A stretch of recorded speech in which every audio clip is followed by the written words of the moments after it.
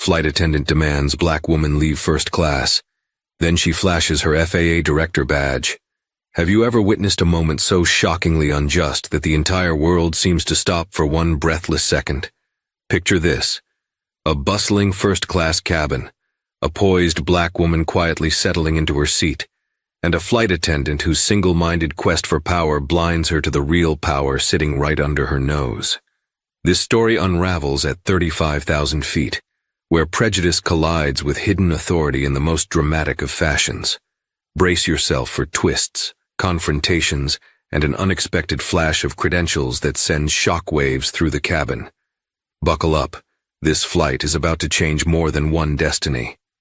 It was a bright Tuesday afternoon when Flight 6721 from Hartsfield-Jackson Atlanta International Airport bound for Los Angeles prepared for boarding. The bustling hub of Atlanta had long been heralded as the world's busiest airport, a place where millions of stories converged, overlapped, and then went their separate ways. The departure lounge was alive with the usual symphony of business people clutching briefcases, families toting restless toddlers, and vacationers giddy with the promise of new adventures. Among the early boarders was Avery Williams, a tall, elegant black woman clad in a tailored navy pantsuit. Her regal posture suggested self-confidence, but there was a gentle warmth in her eyes whenever she exchanged a friendly smile or soft greeting with fellow passengers. Few around her would have guessed the magnitude of her position or the respect she commanded within one of the most revered organizations in the aviation world, the Federal Aviation Administration. Settling into her plush first-class seat, Avery exhaled a tired sigh. She had spent the last 3 days buried in high-level meetings, drafting regulatory frameworks for improved safety measures on domestic flights. Her work was both demanding and urgent, but Avery relished every chance to uphold the highest standards in aviation. Little did she know her passion for fairness and the rule of law would be tested in a far more personal way before this flight even touched down in Los Angeles. In the first-class cabin, a handful of other passengers also settled into their seats. A well-dressed older couple chatted softly about their upcoming Alaskan cruise. A tech entrepreneur paced the aisle, murmuring last-minute instructions to someone on the other end of a Bluetooth call. Meanwhile, Avery perused the in-flight magazine, absently turning pages filled with advertisements for exotic vacations and technological gadgets. Moments later, a flight attendant appeared at the front of the first-class cabin. Her name tag read Veronica Pierce, and her pressed uniform and meticulously pinned hair exuded the polished efficiency one would expect from a senior flight attendant with years of experience. Yet there was an unmistakable edge to her demeanor, sharp eyes scanning the cabin with the readiness of someone expecting trouble before any even began. Veronica's gaze landed on Avery, who had just tucked her carry-on bag under the seat. For a fraction of a second, a puzzled frown crossed Veronica's face. Then, like a mask carefully slipping into place, she adopted a customer service smile as she handed out pre-departure beverages to the other passengers. Strangely, she bypassed Avery. Avery didn't think much of it at first. She was engrossed in a recent article about new FAA directives, but fate had already begun weaving the threads of an unexpected confrontation, one that would challenge not only Avery's role as a passenger, but also the bigger questions of power and prejudice in the skies. Moments before the boarding door closed, Veronica approached Avery's seat with an air of guarded suspicion. "Ma'am," she began, "could I see your boarding pass?" Avery looked up from the magazine, slightly surprised. "Of course," she replied calmly, retrieving the pass from her jacket pocket. Handing the slip of paper over, Avery watched Veronica's expression carefully. Initially, the flight attendant's expression was neutral, but soon her brows knitted together as though something about the boarding pass was amiss. "Is there a problem?" Avery asked gently. Veronica pressed her lips tight. "I just want to be sure everything is correct here," she said. After a tense pause, she returned the boarding pass and forced a thin smile. "Everything seems fine. Enjoy your flight, Miss Williams." With that, she turned on her heel and left. Avery's instincts tingled, But she wasn't about to jump to conclusions. Over the years, she had traveled extensively for work and encountered numerous personalities, some friendlier than others. She chose to give Veronica the benefit of the doubt, but as the cabin doors sealed and the captain's voice came over the intercom with final announcements, a sense of unease hung in the air, and though Avery didn't know it yet, her rightful place in that first-class seat was about to be questioned again, in a much more public and unsettling manner. The aircraft pulled back from the gate, and the usual safety demonstration followed. Avery leaned back, relaxed as the plane taxied onto the runway. Outside the small window, she caught a glimpse of the airport's bustling tarmac. The heavy jets lined up in a queue for takeoff, ground crews waving orange wands in orchestrated precision. It was a sight Avery never tired of. It reminded her why she worked so diligently to ensure the skies were safe for everyone. However, Avery's appreciation for this moment was short-lived. Shortly after takeoff, the flight attendants began their cabin service, offering drinks and a small snack in first class. Veronica moved methodically from the front row toward Avery's seat. Again, Avery watched as she passed her row without a second glance. No beverage, no snack, nothing. Sensing the deliberate omission, the older couple seated across the aisle from Avery exchanged perplexed glances but said nothing. Avery herself furrowed her brow. It was highly unusual to skip a passenger during a standard cabin service, especially in first class where personalized attention was expected. She wondered if there had been a mix-up with the meal orders, but her instincts whispered a darker explanation. Determined not to assume the worst, Avery raised a hand politely to get Veronica's attention. The flight attendant caught sight of her gesture but turned away quickly, pretending not to notice. Avery felt a pit forming in her stomach as she realized this wasn't a simple oversight. Something else was at play here. Several minutes passed before Avery had another chance to speak with a flight attendant, but this time it was a younger crew member named Rosa who walked by. Avery gently tapped Rosa on the arm. "Excuse me, I haven't received any service," she said softly. "May I get a cup of water, please?" Rosa blinked in surprise. "I'm so sorry, ma'am, of course." She immediately offered Avery a beverage and a warm smile, seeming genuinely apologetic. As Rosa poured water into a glass, Veronica materialized behind her, eyes narrowed. "Rosa, I'll handle this," Veronica said in a clipped tone, placing a hand on the pitcher. Rosa shot Avery a worried look before stepping aside. "Ma'am," Veronica began, tilting her chin upward, "I need to verify your ticket once again." She sounded more authoritative this time, as though issuing an order rather than making a polite request. Confusion tugged at Avery's features. "I already showed it to you," she replied carefully, pulling out the boarding pass again. "Is there an issue?" Veronica examined the slip with exaggerated scrutiny. "We've had reports of passengers from the main cabin taking seats in first class without authorization. I'm sure you understand." A prickle of indignation sparked in Avery's chest. "I see," she responded calmly. "However, my ticket is valid. This seat is mine." Veronica's thin smile returned, and the tension in her gaze was palpable. "Yes," she said, "but I'll need to verify it with the gate agent, excuse me." And with that she left, leaving Avery unsettled and the older couple across the aisle whispering in hushed tones. As Veronica slipped behind the galley curtain, Avery's heart pounded, not out of fear but out of a deep-seated frustration. She replayed the flight attendant's words in her mind. "We've had reports of passengers from the main cabin taking seats in first class without authorization." Who had reported such a thing, and why was Veronica so fixated on her? In the row behind her, the tech entrepreneur who had been on his phone earlier spoke in a hushed tone to his companion. "This is ridiculous," Avery heard him say. "I've been on hundreds of flights and I've never seen someone get grilled like this in first class." Avery felt a small surge of validation. She wasn't imagining it. Others saw the unfairness too. But she also felt an undercurrent of anxiety. Could it be that Veronica simply disliked her on sight? Or more upsettingly, could it be something to do with Avery's race? She'd encountered subtle racism before, in different places, a hint of surprise when she walked into boardrooms, a delay in restaurant service, the occasional disparaging comment. Yet every time it happened, she couldn't help but feel that uncomfortable knot in her stomach. Even with all her achievements, she could still be singled out because of her skin color. It was a harsh truth she hoped was receding from the world, but here it was again, brazen and unyielding, at 35,000 feet. About 10 minutes later, Veronica re-emerged, posture rigid as though bracing for a clash. She approached Avery and announced in a voice loud enough for the nearby seats to hear, "Ma'am, I'm going to have to ask you to move to a seat in the main cabin.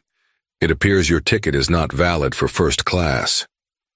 The gasps from nearby passengers were immediate. The older couple exchanged astonished glances, and the tech entrepreneur behind Avery momentarily paused his call, eyebrows shooting up. Avery, forced to confront the unjust statement head-on, felt a flush of heat rise up her neck. "That's impossible," Avery replied firmly. She maintained her composure, her voice even but resolute. "I'm certain my ticket is valid. If you're not sure, you can double-check the passenger manifest." Veronica's demeanor hardened. "I have checked," she insisted, "and there is no record of you being assigned to this seat. You need to gather your belongings right now." The hush that fell over that section of the cabin was thick with tension. Avery sensed the onlookers waiting for her next move. She took a measured breath. Part of her, the professional side that was used to resolving conflicts amicably, wanted to stand up calmly and speak with logic. But the other part, the side that felt decades of injustice welling up, wanted to protest more forcefully. In the end, she chose to stand up for herself. "I will not move," she said, her tone unwavering. "My name is Avery Williams. This is my assigned seat. I suggest you check again. Or better yet, bring the gate agent here to confirm." Veronica's mouth tightened into a grim line. The older couple across the aisle stirred. The woman, who introduced herself as Margaret, leaned over. "We clearly saw her boarding pass. She was here before the cabin filled up," Margaret said, her voice quivering slightly with indignation. "I don't understand why you keep asking her to move." Veronica's gaze flicked to Margaret but held no warmth. "I appreciate your input, ma'am, but this is an airline matter. We have it under control." Sensing the escalating confrontation, a few heads popped up from further rows. Curiosity piqued. Even Rosa, the younger flight attendant, stepped out of the galley to observe, her eyes darting worriedly between Veronica and Avery. Avery remained seated, shoulders squared. She refused to yield to intimidation, or to let the flight attendant's authoritative posture cow her into compliance. The tension in the cabin was almost tangible. Meanwhile, Veronica looked torn, as though she was balancing on a knife's edge of protocol and personal bias. The captain's voice crackled over the intercom, announcing that they would encounter mild turbulence soon, and advising passengers to remain seated. Veronica took the phone from the galley and made a brief, whispered call, likely to the head of cabin services, or perhaps someone on the ground. Avery remained calm, but her pulse hammered. She did not yet want to reveal her position at the FAA. She hoped this could still be resolved quietly. But events were spiraling faster than she anticipated. Another 20 minutes crawled by. The seatbelt sign flickered on due to the mild turbulence the captain had predicted. Yet Veronica seemed unwilling to wait for a safer moment. She approached Avery once more, this time with a resolute finality in her stance. "Ma'am, if you do not comply, I will have no choice but to notify the authorities upon landing. We have a strict policy about occupying the wrong seat." Avery felt a flush of anger flash through her. The repeated accusations were not only insulting, but also entirely baseless. She wasn't just a passenger wrongly accused. She was one of the lead architects behind many of the regulations that governed these very flights. The irony would be laughable if it weren't so infuriating. "I've told you, I'm in my assigned seat," Avery replied, her composure betraying only the slightest tremor of frustration. "It would be wise to check the passenger manifest carefully because I can assure you there is a seat assigned to me in first class. If you don't believe me, please scan my boarding pass again, or consult with the gate agent directly." Veronica's eyes glinted with something suspiciously close to hostility. "I have done my checks," she said icily. "Now I'm giving you a final warning." All around them, tension thickened. Rosa hovered uncertainly by the galley, clearly uncomfortable with her senior colleague's actions. Margaret and her husband stared in outrage. The tech entrepreneur behind Avery was typing furiously on his phone, possibly tweeting about the bizarre situation unfolding mid-flight. The next few minutes were a slow boil of silent stares and whispered conversations. People in adjacent rows shifted awkwardly in their seats, unsure whether to intervene or remain observers.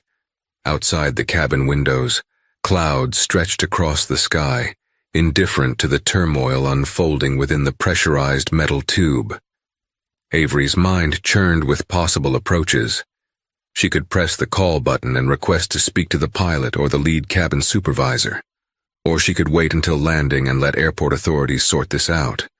But then again, she knew that if the situation escalated, it could result in an even bigger scene, especially if Veronica continued to claim Avery was a disruptive passenger who refused to follow instructions.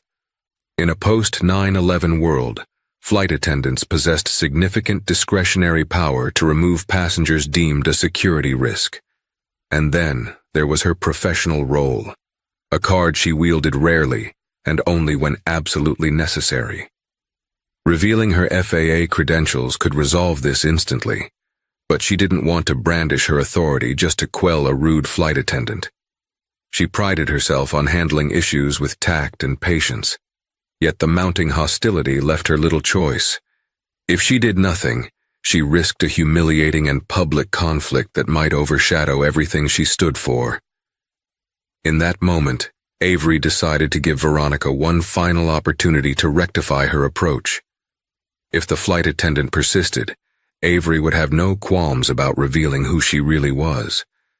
In the adjacent aisle, Margaret and her husband whispered words of solidarity to Avery.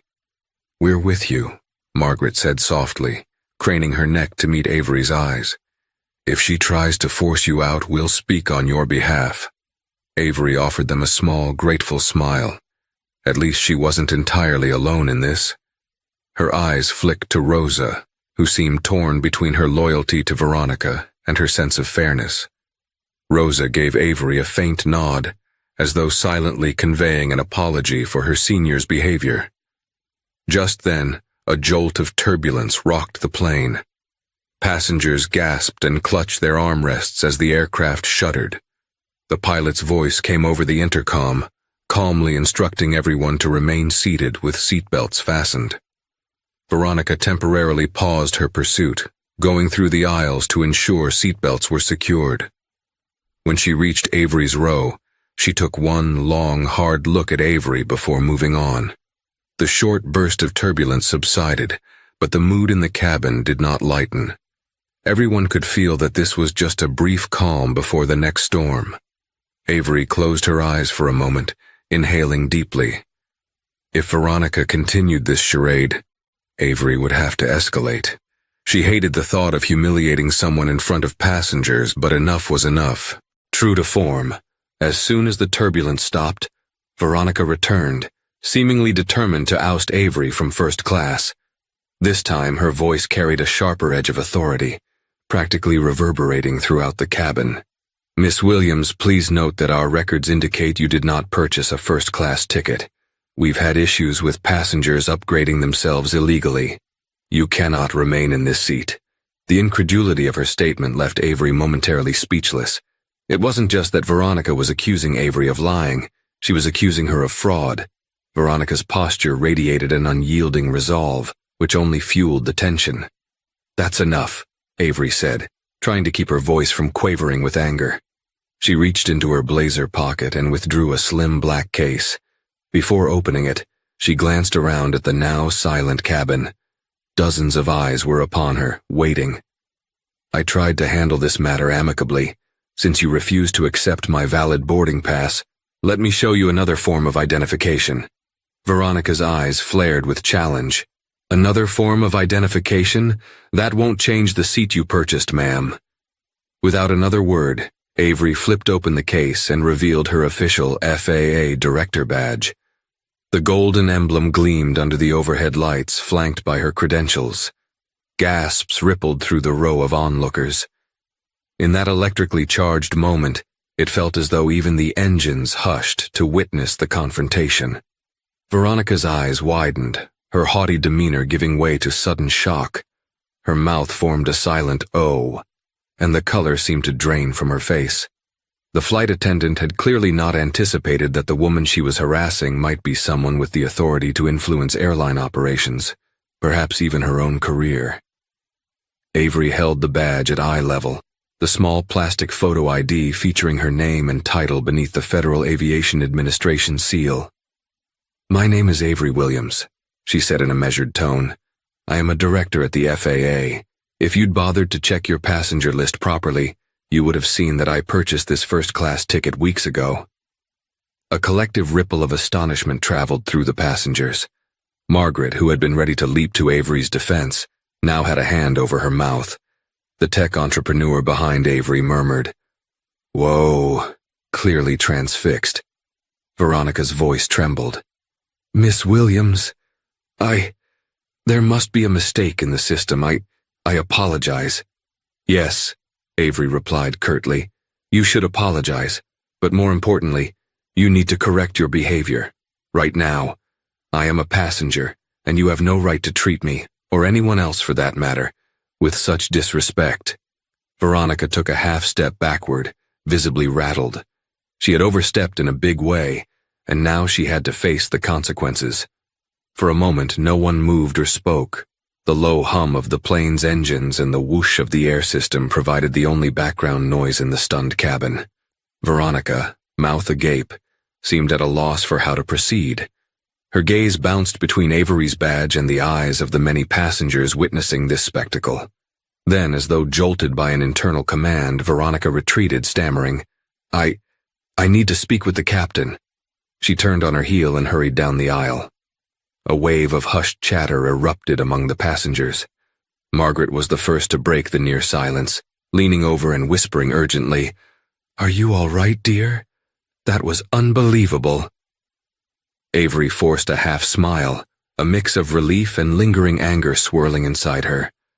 "I'm fine," she assured Margaret. "Thank you for speaking up." From the row behind, the tech entrepreneur leaned forward. "That was some serious drama," he murmured. "I've never seen a flight attendant behave like that. She must be in serious trouble now." Avery nodded, her eyes tracking Veronica's path as she disappeared behind the curtain leading to the cockpit. She could only imagine the conversation happening up there. As an FAA director, Avery had the authority to file official complaints that could spark investigations and disciplinary action. The question now was, how would this airline handle a flight attendant who not only harassed a paying passenger, but also went so far as to accuse her of theft? 10 tense minutes crawled by. Rosa approached Avery timidly, offering a glass of water and a damp towel, long overdue amenities for a first-class passenger. "I'm so sorry," she whispered, her eyes brimming with sincerity.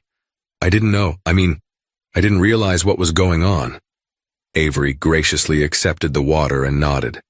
"It's okay, Rosa. It's not your fault." She was keenly aware that Veronica's behavior didn't necessarily represent the entire crew. Still, the ordeal had left a bitter taste in her mouth. She sipped her water and closed her eyes, breathing slowly to calm her racing heart. Not long after, the captain's voice came over the intercom, sounding measured but firm.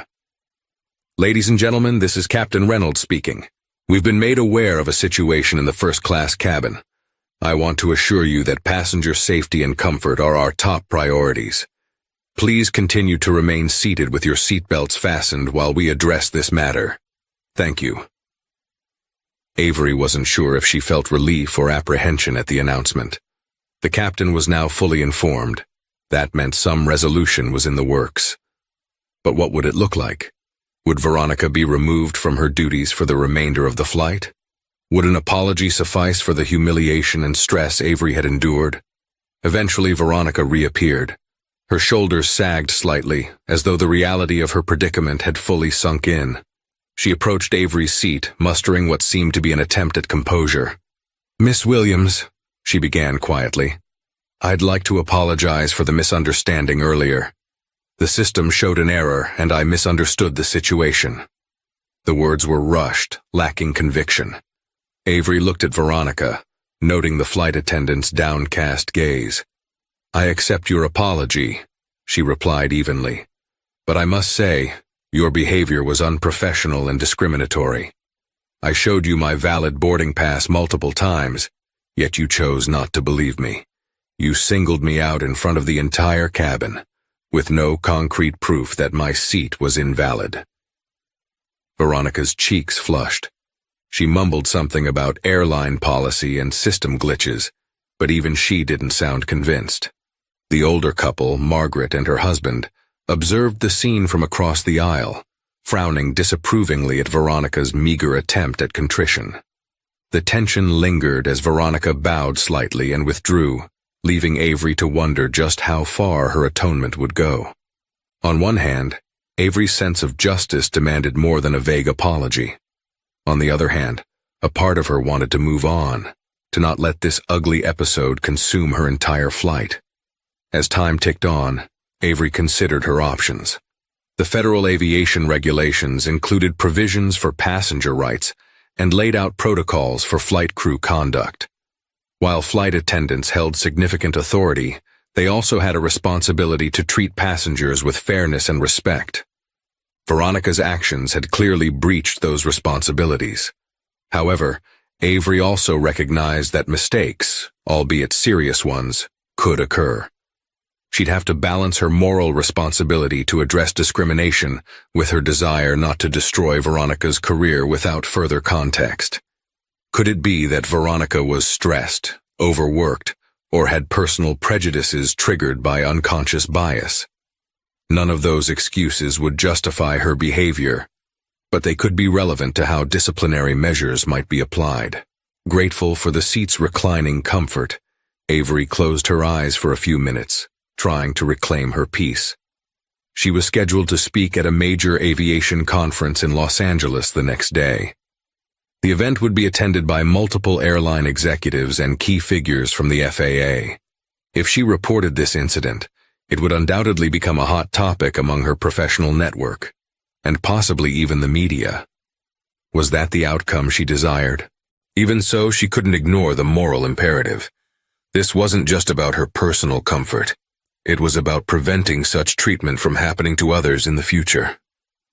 With the plane cruising steadily above the clouds, Avery resolved to handle the matter in a way that combined fairness with firm accountability. After Veronica's half-hearted apology, the first-class cabin settled into an uneasy calm. The usual hum of cabin life resumed, passengers reading, dozing, or watching the in-flight entertainment.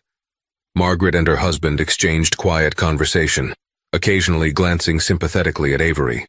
Rosa returned with the meal service, this time ensuring that Avery was served promptly and courteously. Veronica, for her part, remained mostly out of sight, occasionally passing through the aisle with a forced smile, but avoiding direct eye contact with Avery. The flight continued in this subdued fashion for another hour. Avery found a sense of solace in the anonymity of the moment. No more stares, no more confrontations. She sipped her coffee and tried to focus on a stack of regulatory papers she'd planned to review. Yet, every so often, the tension in her shoulders returned. The knowledge that she'd have to follow up on this incident weighed heavily on her. She didn't relish punishing someone, but the incident was too serious to sweep under the rug. She thought about her countless colleagues in the FAA, particularly the ones responsible for ensuring flight attendants receive proper training, not just in safety procedures but also in bias awareness and passenger relations. The irony was inescapable. Avery was at the forefront of advocating for better flight regulations, and now she'd become a victim of the very system she helped regulate. She made a silent vow. If her presence in that seat could spark change, no matter how uncomfortable it felt, she'd follow through. Sometime after the meal service, Avery drifted into a light sleep. Her subconscious wrestled with the turmoil of the day, conjuring fragmented dreams of boarded gates, uniformed flight attendants, and swirling clouds. When she awoke, she felt the plane descending slightly, and a quick glance at her watch told her they were about 90 minutes out from Los Angeles. She clicked on the overhead reading light and pulled out her notebook, jotting down the key points of the incident: the time she boarded, Veronica's repeated demands, and the witness statements from Margaret and her husband, not to mention the silent witnesses in the cabin. Documentation was second nature to Avery.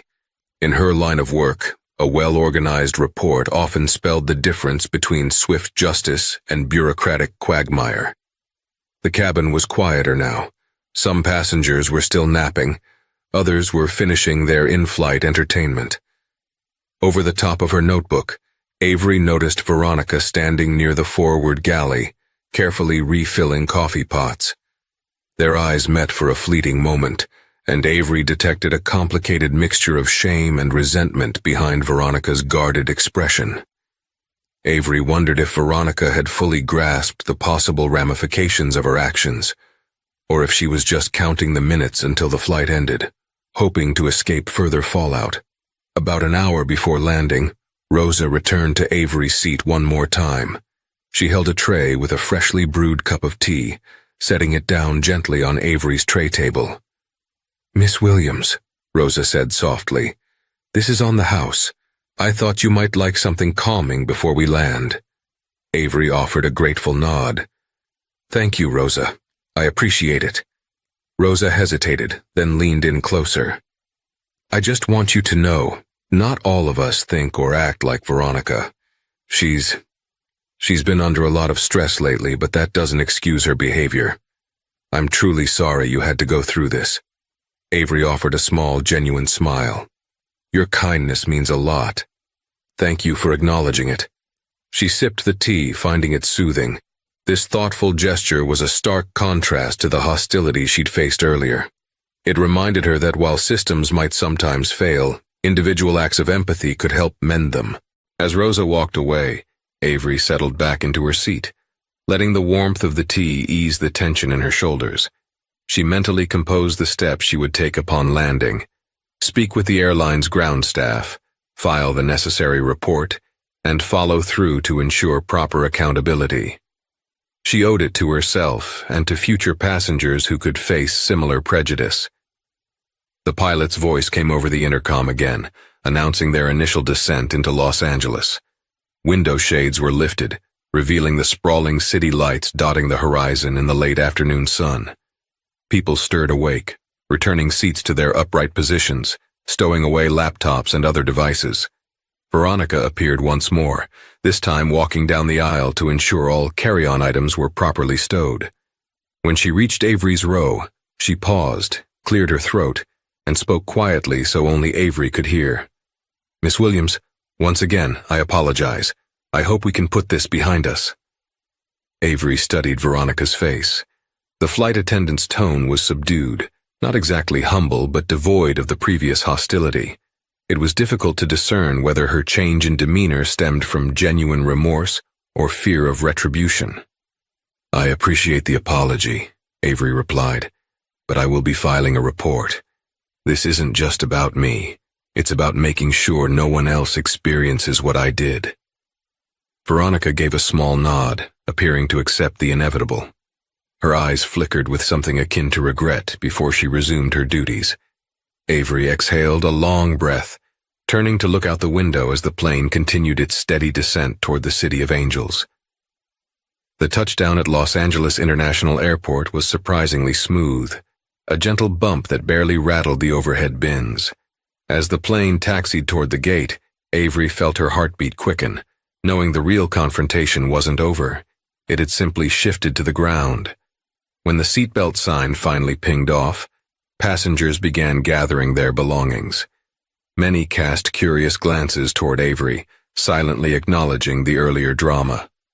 Margaret and her husband paused at Avery's row to express their sympathies.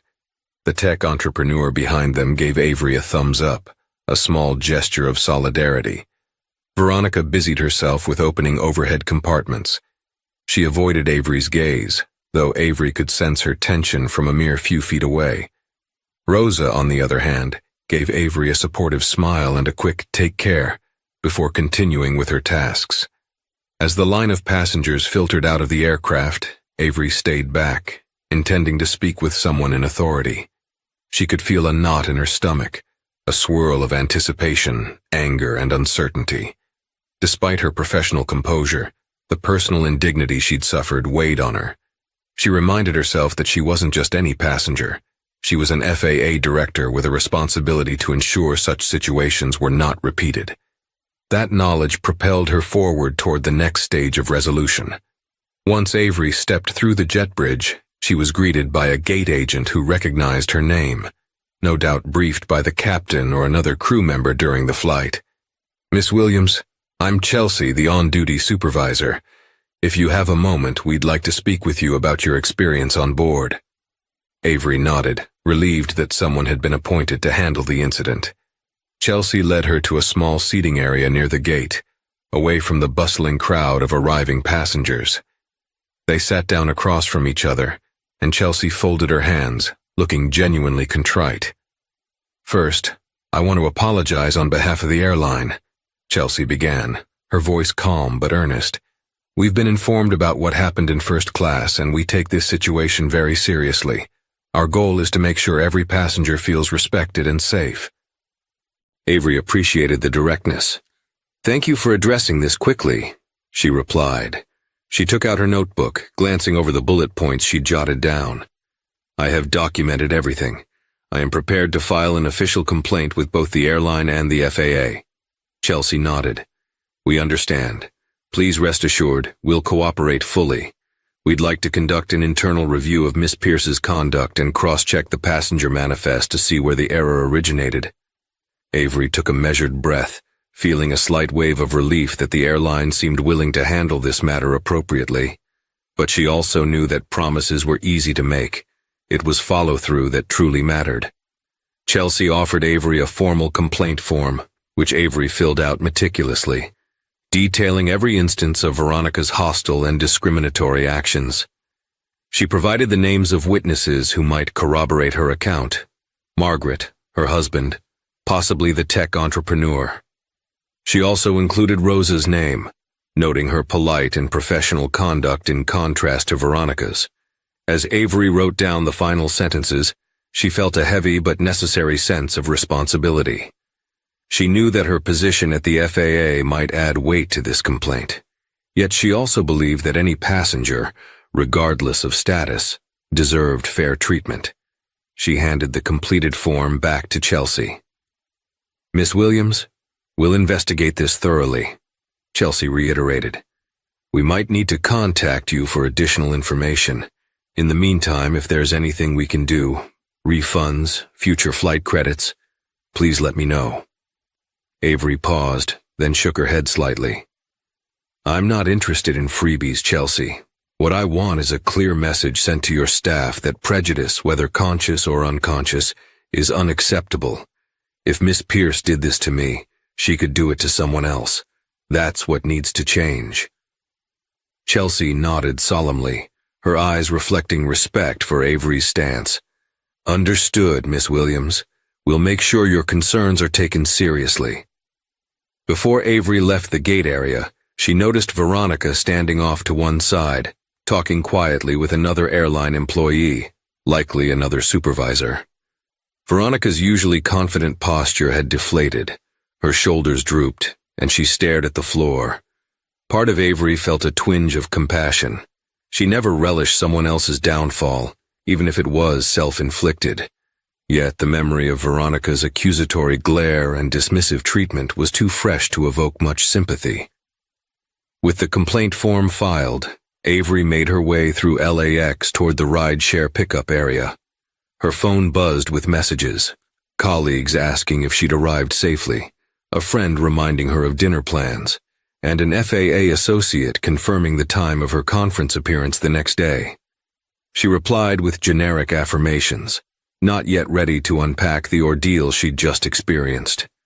By the time she slipped into the back of a black sedan heading toward her hotel, Avery felt the weariness of the day settle over her like a blanket. She rested her head against the seat, gazing out at the sun-soaked palm trees of Los Angeles. The city's carefree facade was a stark contrast to the tension she'd just endured. Still, she felt a firm resolve crystallize in her mind. This wouldn't just be a blip in her memory. She intended to follow through until she was sure meaningful action had been taken. That evening, after checking into her hotel and freshening up, Avery discovered that the tech entrepreneur from the flight had posted a thread on social media, recounting the entire incident in vivid detail, without naming Avery but describing her as a high-level FAA official. The post had garnered thousands of likes, shares, and outraged comments in just a few hours. Some commenters speculated about the identity of the wronged passenger.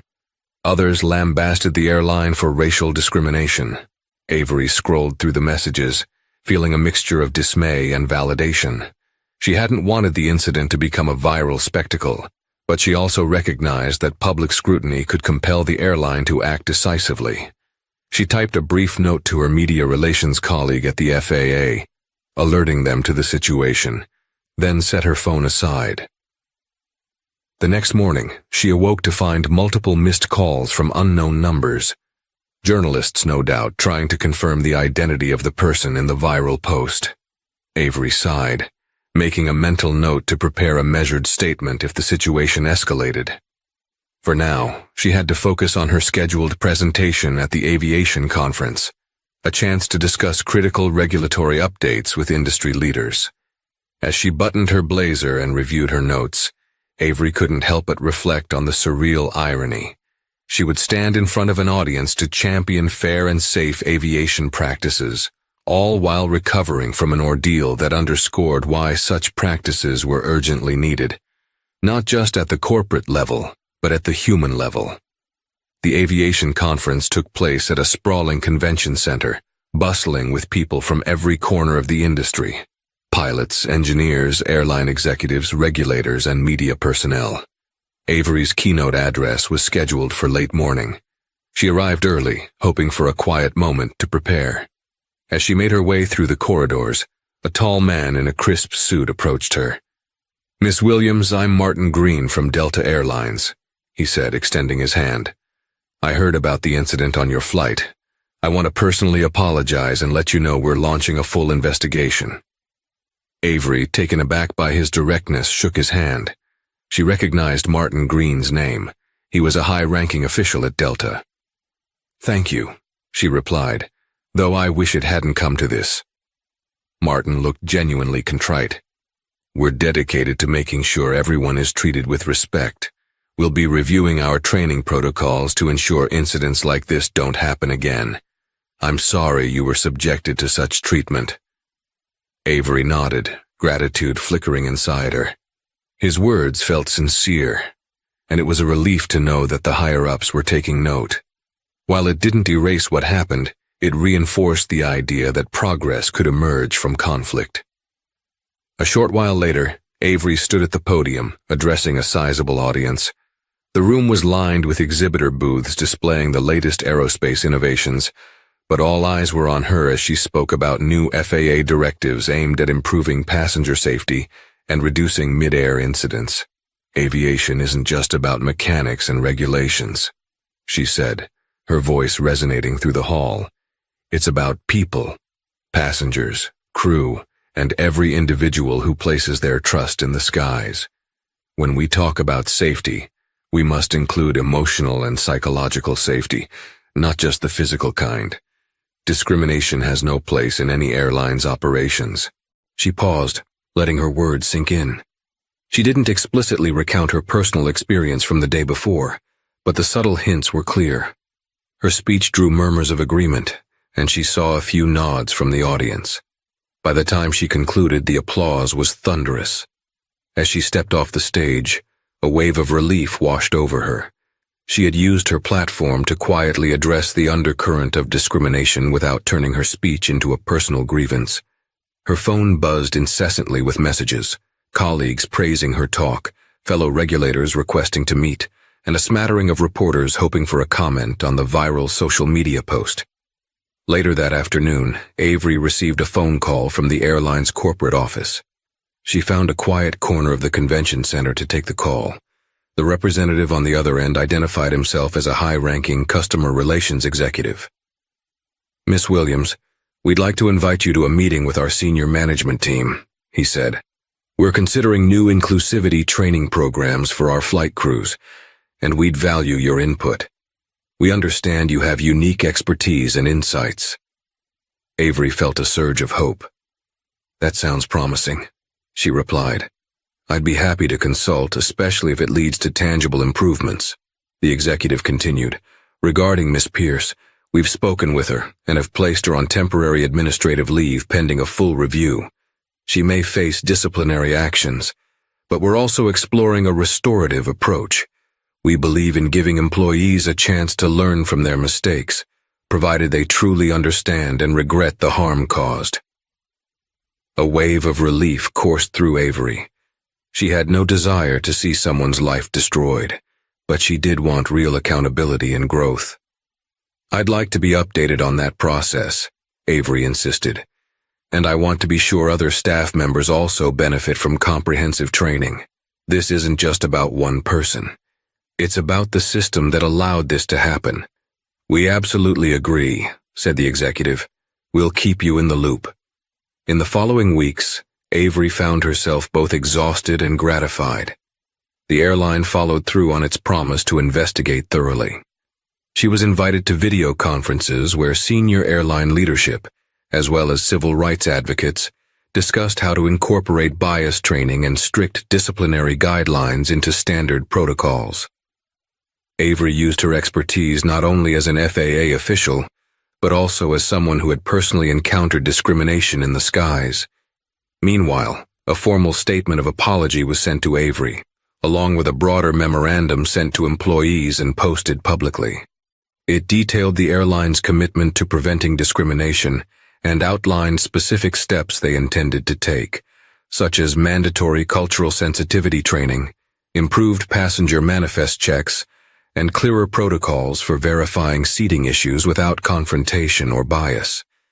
Avery also learned that Veronica had taken responsibility for her actions. In a letter, Veronica admitted that her behavior was fueled by unfounded assumptions and stress.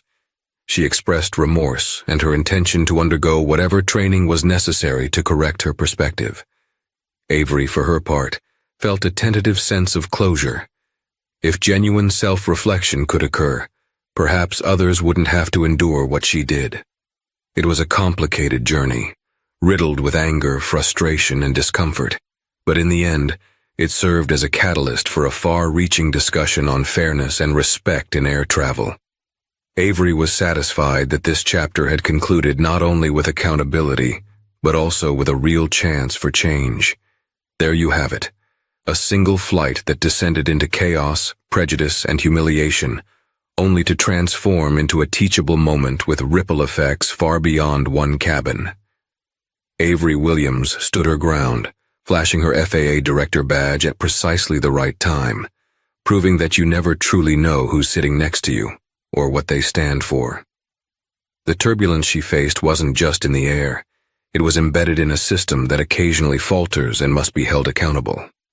If this story resonated with you, if it stirred your emotions, made you reflect on your own experiences, or fueled your desire for change, please like this video, share it with friends and family, and subscribe to our channel for more stories that spotlight injustice and celebrate those who dare to challenge it. Let's keep the conversation alive and strive for skies and a world where everyone is treated with dignity.